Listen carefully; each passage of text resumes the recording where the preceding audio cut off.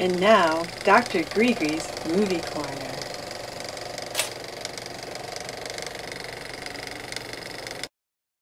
Hello my little minions, it is I, Dr. Grigri, here to tell you of a movie that I thought you should know about.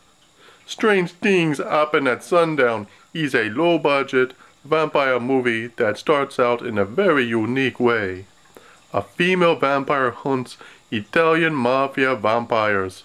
I know, the first thought in your head is probably, that's the premise of Innocent Blood, starring Anne Poulard and Robert Loggia. But this movie is different.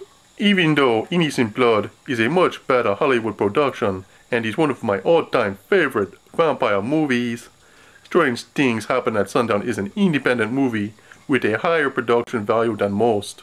This movie had a more Sopranos feel to it, while Innocent Blood is more of a Scorsese Mafia type movie. A leather and vinyl-clad female vampire known as the Narrator is killing members of Jimmy Fang's vampire mafia family. She is trying to get information on the whereabouts of Marcel and his girlfriend, the vampires who turned her into one the year before. The thing is, Marcel stole money from Jimmy Fangs, who hires the Reaper, a 1,000-year-old vampire hitman, to find and kill Marcel too. Throughout the movie, many humans are beaten, torn to shreds, and drained of blood. Sounds like a typical Friday night at my place. There is enough blood and entrails to keep you gorehounds very happy. Okay, here's where the good doctor starts hacking away at the patient without anesthesia. I had a few problems with this movie. First, when you start watching this movie, you think it's going to be a serious mafia vampire movie. Then they introduce the Reaper character, who is described as an all-powerful 1,000-year-old vampire that everyone fears. Even Jimmy Fangs and his crew are scared of him. After the Reaper is introduced, his wife gets mad that he left a dirty fork in the sink and blows up at him, then proceeds to cut the Reaper down to size in front of Jimmy Fangs and one of his friends.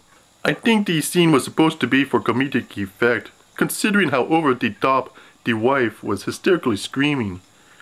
But it completely changed the view I had of the Reaper as an all-powerful vampire to a wimp.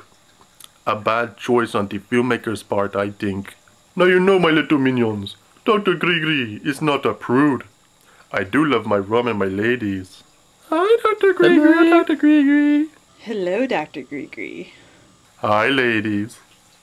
But there is one thing while watching a movie in me hut that does annoy me, and that is excessive and unnecessary cursing. The F word was used so many times in this movie that I was wondering if the writers ran out of story, or maybe they thought that is how normal people talk. It's not. Normal people with class don't talk that way. But then again, I never said I was normal. Another thing I honestly could have done without is hearing the C word twice. To me, that is the worst word anyone can say, and the use in this movie was totally unnecessary. I felt the filmmakers did not know if this was supposed to be serious or a horror comedy. I think they thought up some what they thought were funny moments, but were only funny to them.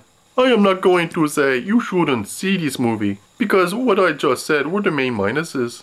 It had very good multiple storylines and some good performances by the actors involved.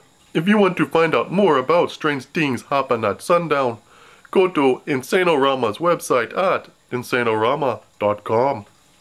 Now go out and support some independent filmmakers and watch a low-budget horror movie. Goodbye.